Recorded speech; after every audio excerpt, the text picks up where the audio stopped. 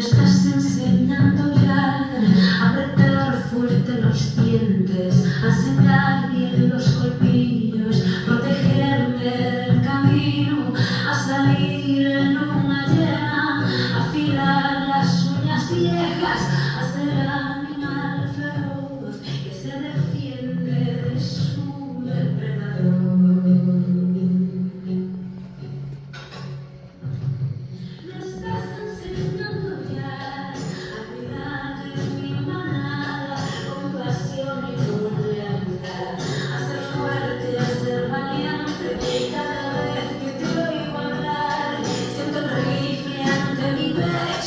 Y tus ojos tienen ganas del gatillo apretar.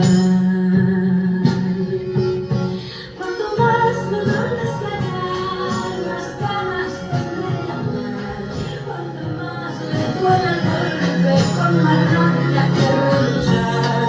Y la historia nos enseña una y otra vez más que el camino no es nada, ni el castigo ni el mortal. Y yo tuve el privilegio de nacer en libertad.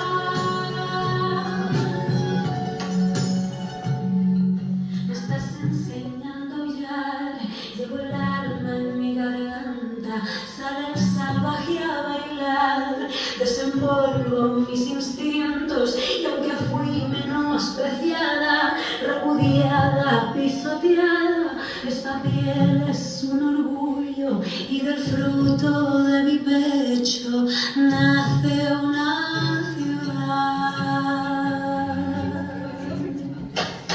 Me estás enseñando ya, toda idea es respetable, salvo si está con en jaque los derechos, libertades, siempre y cuando un ser vivo no machaque otros ser vivos y un eco de la voz de los ancestros pide a gritos que